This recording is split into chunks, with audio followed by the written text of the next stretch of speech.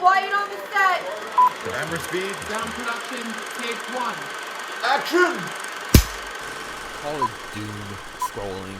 Call it whatever you like. But I'm just infinitely going through items on. Well, I like to start with Paramount Plus, then it's Peacock. And then we get to the freebies. And it usually starts with Plex, Tubi. I try and see what Amazon Prime has. Amazon Prime used to be good for what we do here on Fridays on the AKAPAD Film Buff podcast. So let me tell you, in case you're new, Fridays is when I focus on, and I'm talking to, sometimes I feel like I'm talking directly to the people involved with these movies, and often I am. Fridays is when I find a true independent movie. Usually when I'm in these dives, these doom scrolling dives, I get 5 or 6. I make a list, and it takes me a month to burn through them. This past month, I haven't really been good with this. July's been crazy for me. I apologize. We do everything we can. You have to remember, this podcast, and I get submissions now, I get requests, I get PR firms reaching out to me. I do my best to respond to everyone, but this podcast shows up on a lot of searches now. People reach out to me if I want a screenwriter on, cinematographer. It would be good if I spoke with this person. Would I interview this? Would I care about that? And to maintain this voice that we have, and I do feel like the Film Buff has a truly independent voice, I have to stay away. Whenever I tell people that, they're like, hell yeah, like, get the promotion stuff, get the money, like, do it. Like, that's everything you set out to do. And yes and no. Like, I did set out to gain influence and to grow my own brand into the marketplace. But then, like, something happened with film criticism. Like, film criticism completely collapsed. Film commentary completely collapsed. We're now subject to shills and influencers on these weird divisional lines within the space. And none of it seems truthful. None of it seems honest. And somewhere in that murkiness, you have the Film Buff podcast that just wants film analysis, that wants film discussion, that just wants insight. So Romeo 3000, I came across this movie just because like Tubi had a I'm using the original, what I feel is the original box art, by the way, for this episode's thumbnail. But Tubi had something that was newly created, but it was awesome. It was like this cyborg dude with like a gun and all these other characters around him. It's a Romeo 3000. And I read the description. It says it's Romeo and Juliet. It's like post-apocalyptic cybernetic wasteland. I'm just like, what the F? And we start going. And we get this opening narration that is jaw-dropping. That's amazing. It's a destroyed city. And we're getting something similar to that we had in Baz Luhrmann's Romeo and Juliet, the Leo DiCaprio one. So we get like a little bit more of a steampunk flair with this, with some of the characters, which is fine. But we do get a cyborg Romeo, cybernetic guy. He's cloaked in the hood.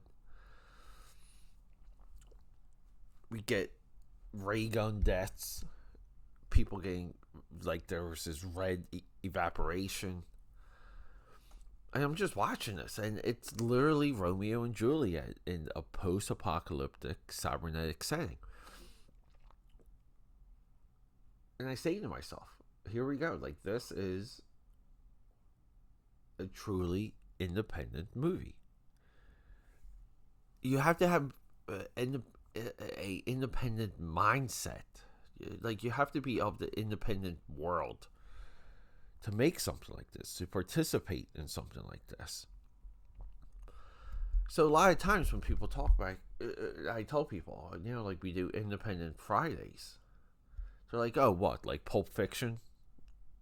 Like Clerks?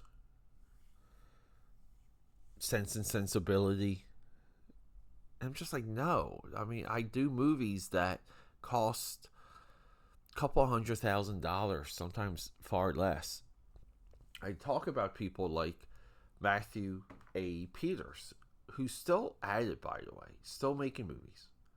I get it, Romeo 3000, 2018. But this guy, let's see, more recently, Graveyard Shark, Big Brood, Axe Grinder 666. Here we go. I love this title. 3 Days in the Woods 2, Killing Time. This title's amazing. Radiant Dark.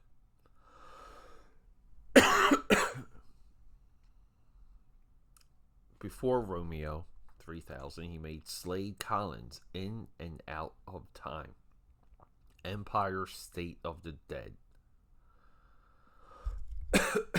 And a lot of people laugh at guys like Matthew. They think what he makes is a joke. It's like all this weird stuff, all these weird inflections. He gave us maybe what might be the most original Romeo and Juliet. And you say to yourself, well, Pete, like, the acting's not there, and part of it's fake, and like all these things, right? Like, it's just hokey and looks, people always like to criticize. It looks like it was shot and they put the model number, like a Sony Cam 1123 or something, right? That, I love that criticism. Holy shit. And it's like, well, when I go to the theater, I project and I imagine what's on stage. I there's more within that curtain when I'm watching the stage production. And I've seen quite a few. I love stage productions. As you should. Normal people like that stuff. And you project and you imagine. And it makes the performance and the experience more interactive, and it pulls you into it. And it makes a unforgettable night. That's why the theater is so addicting. So why can't I practice that when I watch films of this nature? Where when they're in this wooded environment through a lot of the movies, it's like they're in someone's backyard, but it's green from corner to corner of the screen. It's vast. It's just some place that didn't have civilization around it, meaning people walking by and parked cars and all this stuff, right? You have to get something isolated because it's post-apocalyptic. But it's green. And you say to yourself, well, just beyond that green, it's desolation. We're just in this little pocket of green. So you have to project and you have to imagine. And the makeup for the cyborg doesn't look great, but it's there. And you have to imagine and you have to project. And when you do that, you become a sound audience members. And you have to do this for movies high and low. Not that I believe this is a low movie, but you'll often hear, we're hearing it now with, like, for some reason, Fantastic Four, whose every single frame of all of those trailers looks amazing. Now, you may have arguments against it being in the multiverse, as we have here, and it should be in MCU proper, and the setup for it is just confusing, and like you can argue about the positioning of the narrative of the story, But you can't say that it looks fake. It just looks real. All of it. But we'll get these YouTubers, we'll get these commentators, get these people that live on some make-believe moral high horse. And they'll say that a lot of it looks good, a lot of it looks fake. So just put that out there. Like, everyone is a special effects expert. It's so weird. Where, we have YouTube videos now of rose-colored lenses of special effects of the past, and say, why did it look so good then? It looks so crappy now. What happened to special effects? And you say, well, I remember when such and such movie came out, people seem to believe that was crap. Now you're saying it's good. That's the point I'm getting at. I'm saying, like, we can't get hung up by a lot of these ideas around these movies. We just have to experience the film, and we have to project to make something of note, to experience it as it was intended. Yes. So I just want to give a shout out to Wayne W. Johnson. He plays he's our steampunk inspired villain. He plays Tybate, Juliet's brother. He is absolutely amazing. John McShure, this is our Romeo. Jennifer Lefsick, this is our Juliet. Everyone I just named, they are fantastic in this movie. I would argue that this is a visionary effort. I would say that this is a template for what we can do with a bigger budget. If I was and it's hard because you want to farm and create your own projects, but if I was a film executive and I saw this, I would say, we have to buy the rights, and we have to put a newer version with recognizable names in development, because this vision needs to have a through line. If I was Matthew A. Peters, I would continue this vision.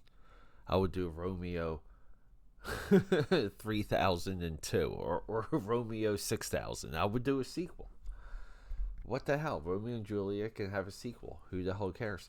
I just think this idea is big enough, broad enough, and it is the type of idea to get sequel and interpretations, as Romeo and Juliet is. Really good movie, guys. I hope you check it out. I hope I was able to convince you or give you guys a little bit of a toolbox to how you have to experience films of this nature, because I feel like they are important movies. Okay, that's a wrap.